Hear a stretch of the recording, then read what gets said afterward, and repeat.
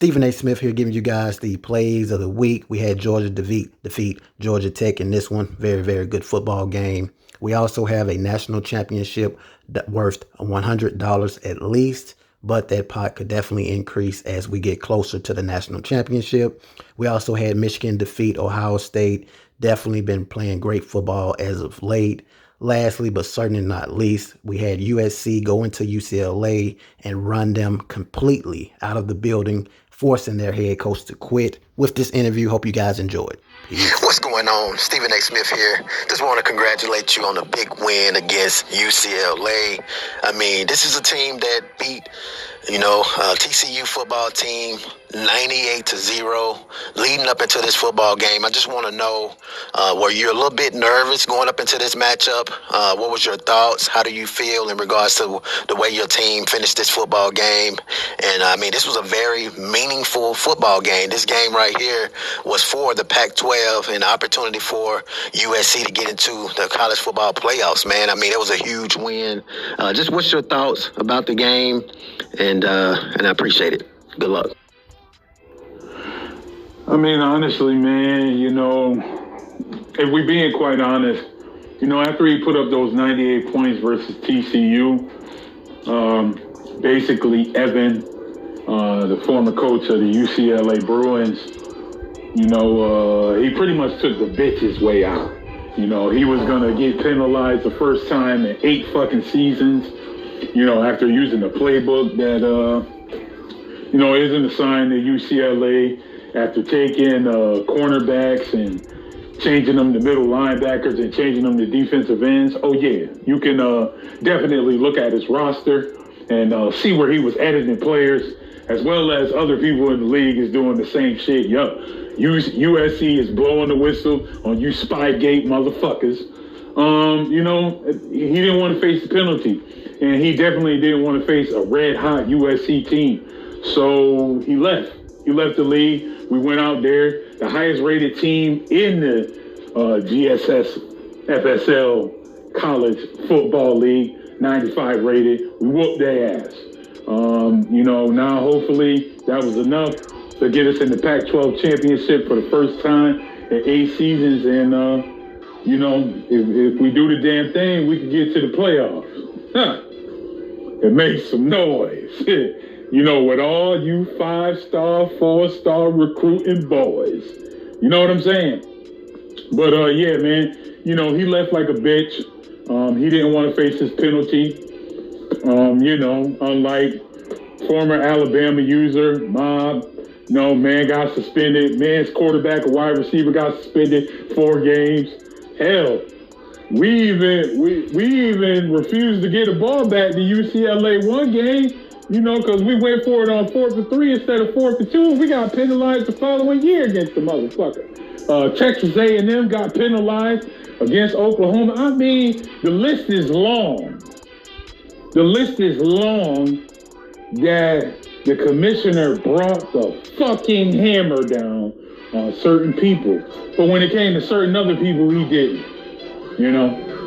So, yeah, man, we look forward to playing in this Pac-12 championship, making a statement game, getting to the playoffs. And then, unfortunately, one of you big teams got to get topped. And that's all the fuck it is to it. Oh, USC, we fight on. Interesting events took place. As you guys can see, Wisconsin ran through Penn State. Turnover battle, they won in that. Quarterback for Penn State threw 4 total interceptions. Couldn't get anything going offensively. Wisconsin was able to play great on the defense side of the ball. Total of 4 total interceptions, led by Alec Woods in regards to strong safety, being able to get some work in. Clemson defeated South Carolina 56-14. We had UCLA and USC, man. I mean, I could sit here and talk about this all day. Shout out to USC, was winning the turnover battle 0-2. UCLA beat a team 98-0 last week and then quit after losing to USC. Just goes to show you the type of world that we live in regards to people, man, human beings. How can you beat somebody 98-0 and then you lose to USC, get called out and then you decide to quit the league. That just makes no sense in my personal opinion. That's crazy. So shout out to USC. We played them in the championship game. It's definitely going to be a great game. Bama beat Mississippi State 52-24. Syracuse beat Virginia Tech 70-7. Colorado beat Stanford 56-28. Oklahoma beat Kansas 38-10. Oklahoma State beat Kansas State 49-0. Texas defeated North Texas 59-13. Oregon and TCU. Shout out to Oregon. Oregon won this game 38-14. But I have to give a lot of respect to TCU, man. I mean, his ability to continually play week after week after week, losing these type of games, and I mean, him not quitting last week, losing that like that, it said a lot about him as a person, man. So I have a lot of respect for people like that. So shout out to him. Tennessee beat Ole Miss 28-3. Notre Dame beats Washington State 56-42. Georgia and Georgia Tech. This was definitely a very good game right here. Georgia did win 42-28. Georgia Tech turned the ball over 3 total times. They just couldn't get anything going offensively. That was really the big difference in this matchup. Defense played great for Georgia. Total of 2 total interceptions from the defense, and they was able to come out with the victory. UCF beat SMU 55-17. Ohio State and Michigan. Michigan is a team that you must watch, man. I'm scared to play that type of team. They've been playing great all year. They won the turnover battle 0-3. Quarterback played great, and they also have a Heisman candidate. This definitely probably helped him increase his Heisman stakes. Shout out to Barry Human, man. I'm telling you guys right now, I do not want to see them this year. Miami and Boston College. Miami wins 51-14. Texas A&M bounced back 58-7 after 2 consecutive losses. College football top 25 right now. You have UCF, Michigan, Syracuse, Bama, Wisconsin, Miami, Oklahoma State, Texas, Colorado, and Georgia. College football playoff bracket is official unless things change as far as championship games. You got USC and Michigan, Colorado and Texas, Tennessee, Miami, Georgia, Oklahoma State, Wisconsin, UCF, Alabama, and Syracuse. That championship game really don't dictate much in regards to Colorado and USC. But, obviously you want to still claim the title in regards to that. Taking a look at the Heisman race right now.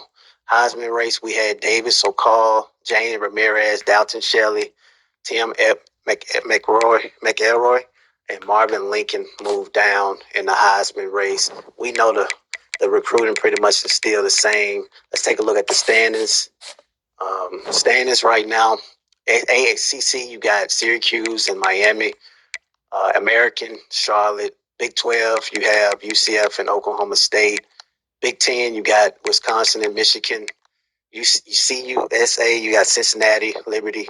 FBS, no team. MAC, you have Central Michigan. MWC, you got Wyoming, San Jose State. Pac-12 right here, you have Colorado and USC.